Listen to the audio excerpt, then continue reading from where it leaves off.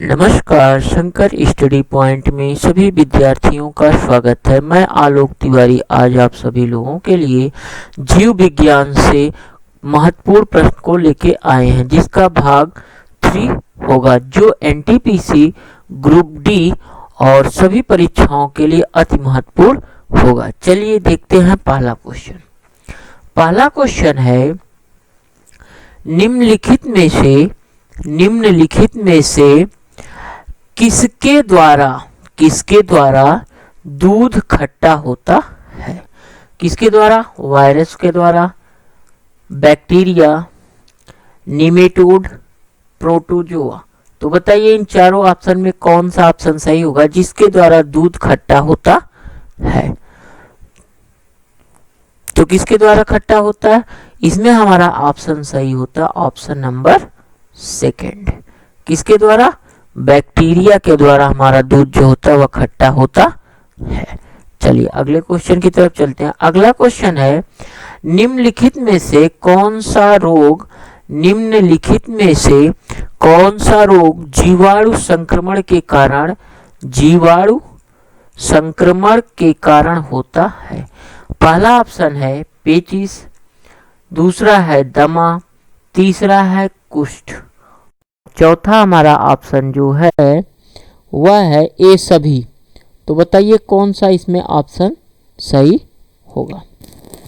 पेचिस होगा या दमा होगा या कुष्ठ होगा, और जो चौथा ऑप्शन है वह कौन सा है? ए सभी है। तो बताइए इसमें कौन सा ऑप्शन सही होगा? तो इसमें हमारा जो ऑप्शन सही होगा वह ऑप्शन होता है सही कुष्ठ। कौन सा रोग? कुष्ठ रोग जो है वह जीवाणु संक्रमण के कारण होती है। कौन सा ऑप्शन सही हो जाएगा? हमारा ऑप्शन सही हो जाता है ऑप्शन नंबर 3। चलिए अगले क्वेश्चन की तरफ चलते हैं। अगला क्वेश्चन है हम लोग का, सर्वप्रथम विषाणु की खोज किसने की थी? तो पहला ऑप्शन है इवानोवस्की, दूसरा है एसवर्ड जेनर, और तीसरा है लिनियस, और चौथा है स्मिथ। तो इन चारों में बताइए जिसने सबसे पहले विषाणु की खोज की थी। तो इसमें हमारा पता चल गया कि जो सर्वप्रथम विषाणु की खोज किसने किया था, तो किसने किया था? इवानोवस्की ने किया था। तो इसमें कौन सा ऑप्शन हमारा सही हो जाता? ऑप्शन नंबर फर्स्ट सही हो जाता है।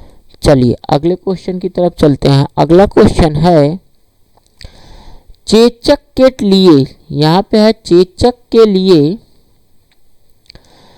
टीके का विकास किया था, किसने किया था? मिलस्टीन ने, एडवर्ड जेनर ने, लुई पास्चर ने, इनमें से कोई नहीं। तो बताइए इन चारों में से कौन सा ऑप्शन सही होगा? तो इसमें हमारा ऑप्शन सही होता है सेकंड नंबर। किसने किया था? चेचक के टीके का विकास किया था। तो किसने किया था? Edward Jenner. तो कौन सा ऑप्शन सही होता है? हमारा ऑप्शन नंबर सही होता है सेकंड। चलिए अगले क्वेश्चन की तरफ चलते हैं। अगला है, टिक्का रोग किससे होता है?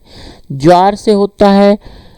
देखिए यहाँ पे है टिक्का रोग किसमें होता है, सॉरी यहाँ पे क्या लिखा? किसमें होता है। तो ज्वार है, गन्ना है, चावल है और मूंगफली। तो इन चारों में ऑप्शन में से बताना है कि जो टिक्का रोग होता है वह किस में होता है। तो यह किस में होता है टिक्का रोग? टिक्का रोग जो होता है वह हमारा किस में होता है? वह हमारा होता है मूंगफली में। तो टिक्का रोग में वाले ऑप्शन में कौन सा ऑप्शन सही होता है? हमारा ऑप्शन नंबर 4 सही होता है। किस में होता है टिक्का रोग? टिक्का रोग जो है वह मूंगफली में होता है। चलिए अगले क्वेश्चन की तरफ चलते हैं। अगला क्वेश्चन एचआईवी द्वारा होने वाला रोग है। कैंसर है, क्षय रोग है, या आतशक रोग है, या इनमें से कोई नहीं। तो बताइए इनमें कौन सा ऑप्शन सही होगा? तो जो एचआईवी द्वारा होने वाला रोग होता है वह किस में होता है? यहाँ आतशक रोग उसको बोला जाता है, जो एचआईवी द्वारा होने वाला रोग होता है। चलिए अगले क्वेश्चन की तरफ चलते हैं। तो इस प्रकार से 6 का कौन सा ऑप्शन सही हो गया? हमारा ऑप्शन सही हो जाता है 3। अगले क्वेश्चन की तरफ चलते हैं। अगला क्वेश्चन है क्वेश्चन नंबर 7। इसमें लिखा है कि कुत्ते काटने से जिस विषाणु के द्वारा घात रोग उत्पन्न होता है क्या कहलाता है? क्या कहलाता है? कुत्ते काटने से जो जिस विषाणु के द्वारा घात रोग उत्पन्न होता है वह क्या कहलाता है? हैजा कहलाता है, पेचिस, मम्स, हाइड्रोफोबिया। तो बताइए इसमें कौन सा ऑप्शन सही होगा? तो कुत्ते काटने से जिस विषाणु के द्वारा घात रोग उत्पन्न होता है वह हमारा कहलाता है हाइड्रोफोबिया। यह ऑप्शन तो 7 का हमारा कौन सा ऑप्शन सही होता है? 7 का सही होता है ऑप्शन नंबर 4। चलिए अगले क्वेश्चन की तरफ चलते हैं। क्वेश्चन नंबर 8 अगला है आलू में मोजैक रोग का कारक तत्व है क्या होता है? फफूंदी, लाइकेन, जीवाणु या विषाणु। बताइए चारों ऑप्शन में कौन सा ऑप्शन सही होगा? तो जो आलू में मोजैक रोग का कारक होता है वह किसके कारण होता है? वह होता है हमारा विषाणु के कारण। तो 8 का कौन सा ऑप्शन सही होता है? 8 का हमारा सही होता है ऑप्शन नंबर 4। चलिए अगले क्वेश्चन की तरफ चलते हैं। अगला क्वेश्चन है 9। इसमें लिखा है कि जंतुओं में होने वाली फूड एंड माउथ रोग किसके कारण उत्पन्न होती है? जो जंतुओं में होने वाला रोग कौन सा है? Food and mouth. तो यह रोग जो होता है वह किसके कारण उत्पन्न होती है? विषाणु के द्वारा या प्रोटोजोआ के द्वारा या जीवाणु या सभी के द्वारा होता है। तो बताइए 90 में कौन सा ऑप्शन सही होगा? तो 90 में हमारा ऑप्शन सही होता है फर्स्ट। कौन सा ऑप्शन सही होता है? फर्स्ट। तो इसमें कौन सा है? विषाणु। तो 90 का हमारा ऑप्शन सही हो जाता है ऑप्शन नंबर फर्स्ट। चलिए क्वेश्चन नंबर 10 की तरफ चलते हैं। 10 है केल्प प्राप्त होता है। क्या पूछ रहा है? केल्प जो है वह प्राप्त होता है लाइकेन से। अगला ऑप्शन है समुद्री शैवालों से। अगला तीसरा है जलीय शैवालों से और अगला है शैवालों से। तो इसमें से जो हमारा ऑप्शन सही होता है वह सही होता है ऑप्शन नंबर 2। 10वें का कौन सा ऑप्शन सही होता है? जो केल्प प्राप्त होता है वह हमारा प्राप्त होता है समुद्री शैवालों से। तो ऑप्शन नंबर हमारा दूसरा क्या हो जाएगा? करेक्ट हो जाएगा। चलिए अगले क्वेश्चन की तरफ चलते हैं। अगला क्वेश्चन है 11। इसमें हमारा है लाल सागर का रंग। लाल सागर का लाल रंग कौन सा रंग? लाल रंग किसकी उपस्थिति के कारण होता है? मांस, लाइकेन, शैवाल, जीवाणु। बताइए 11 का कौन सा ऑप्शन सही होगा?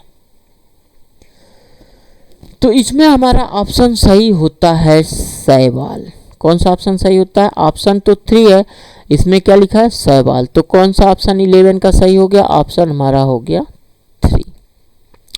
जो लाल सागर का लाल रंग किसकी उपस्थिति के कारण होता है? तो वह होता है शैवाल के उपस्थिति के कारण होता है। कैसा रंग होता है? लाल रंग होता है। चलिए अगले क्वेश्चन की तरफ चलते हैं। अगला क्वेश्चन है हम लोग का 12। अगर किससे प्राप्त होता है? इसमें क्वेश्चन में क्या है? अगर किससे प्राप्त होता है? शैवाल से, जीवाणु, मांस या कवक। तो इसमें भी अगर जो होता है वह किससे प्राप्त होता है? वह हमारा प्राप्त होता है शैवाल से।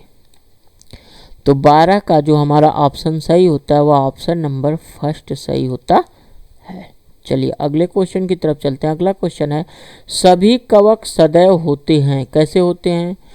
पहला ऑप्शन है हमारा मृतोपजीवी होते हैं, परजीवी होते हैं, विविधपोषी होते हैं, स्वपोषी होते हैं। सदैव जितने भी कवक होते हैं वह कौन सा ऑप्शन सही होगा? मृतोपजीवी, परजीवी, विविधपोषी, स्वपोषी। तो इसमें कैसा कौन सा ऑप्शन सही होता है? ऑप्शन नंबर 3 विविधपोषी होते हैं। कवक। तो ऑप्शन नंबर 3 सही होता है 13 में। चलिए अगले क्वेश्चन की तरफ चलते हैं। अगला क्वेश्चन है हमारा 14 नंबर। इसमें लिखा है हम लोगों का कि वृक्षों की छालों पर उगने वाले कवक कहलाते हैं, क्या कहलाते हैं? जूफिलस, कोल्टिकोलस, कोप्रोफिलस, सॉक्सिकोलस। बताइए 14 वाले में कौन सा ऑप्शन सही होगा चारों में? जूफिलस, कोल्टिकोलस, कोप्रोफिलस, सॉक्सिकोलस। वृक्षों की जो छालों पर उगने वाले कवक होते हैं उन्हें क्या कहा जाता है?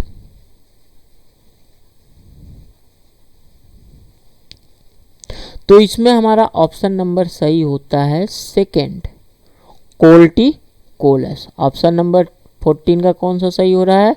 सेकंड सही हो रहा है, कोल्टिकोलस। चलिए अगले क्वेश्चन की तरफ चलते हैं। Question number 15। इसमें हमारा है कि गोबर पर उगने वाले कवक कहलाते हैं कॉक्सिकोलस, जूफिलस, टेरिकोलस।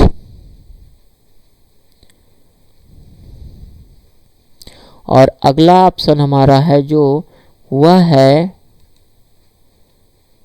कोप्रोफिलस। तो बताइए गोबर पर उगने वाले कवक कहलाते हैं, तो इसमें से कौन सा ऑप्शन सही होगा? तो वह हमारा ऑप्शन सही होता है ऑप्शन नंबर 4, कोप्रोफिलस। तो 15 का हमारा कौन सा ऑप्शन सही हो गया? 15 का हमारा ऑप्शन नंबर 4 सही हो जाता है। चलिए अगले क्वेश्चन की तरफ चलते हैं। Question number 16। इसमें है एजोला है एक। एजोला क्या होता है? एक प्रकार का हमारा जलीय फर्न है या कवक है या शैवाल है या लाइकेन है? तो बताइए एजोला है क्या? तो एजोला जो होता है वह हमारा एक प्रकार का जलीय फर्न होता है। तो 16 का हमारा ऑप्शन नंबर 1 सही होता है। चलिए अगले क्वेश्चन की तरफ चलते हैं। अगला क्वेश्चन है सबसे अधिक, इसमें क्या पूछ रहा है कि सबसे अधिक क्रोमोसोम किसमें पाए जाते हैं? टेरिडोफाइट्स में, ब्रायोफाइट्स में, मनुष्य में या हाथियों में? बताइए चारों ऑप्शन में से कौन सा सही है जिसमें सबसे अधिक क्रोमोसोम पाया जाता है?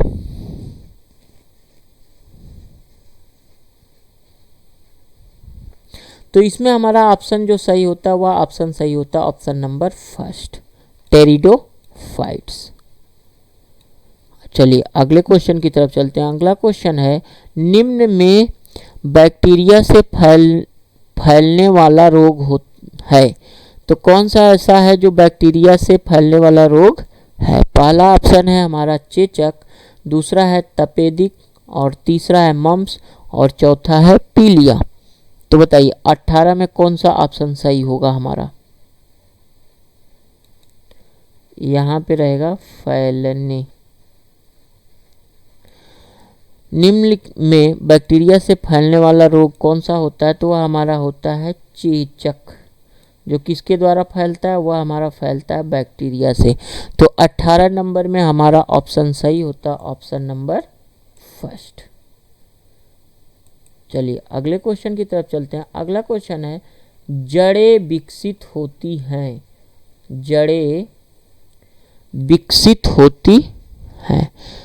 तो इसमें है हमारा ऑप्शन 1 तने से या पत्ती से या मूलांकुर से। तो बताइए इसमें कौन सा ऑप्शन हमारा सही होगा?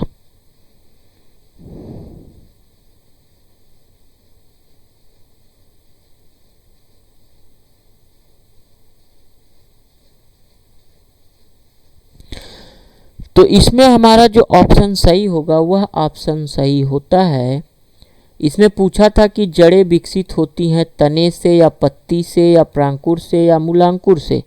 तो इसमें जो हमारा ऑप्शन सही होता है वह ऑप्शन सही होता है ऑप्शन नंबर 4 मूलांकुर से। तो 19 का ऑप्शन नंबर 4 हमारा क्या हो गया? करेक्ट हो गया। चलिए अगले क्वेश्चन की तरफ चलते हैं। क्वेश्चन नंबर है 20 में हमारा है गाजर है एक। गाजर क्या होता है? गाजर है एक पुष्प होता है या तना होता है या जड़ होता है, इनमें से कोई नहीं। तो बताइए कौन सा ऑप्शन सही होगा 20 में।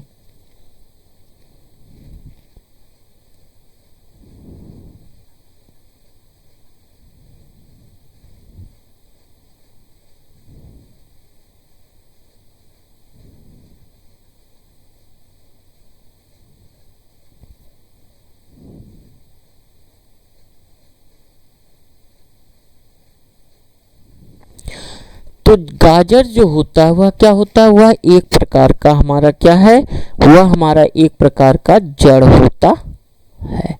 तो 20 में हमारा ऑप्शन सही होता ऑप्शन नंबर 3।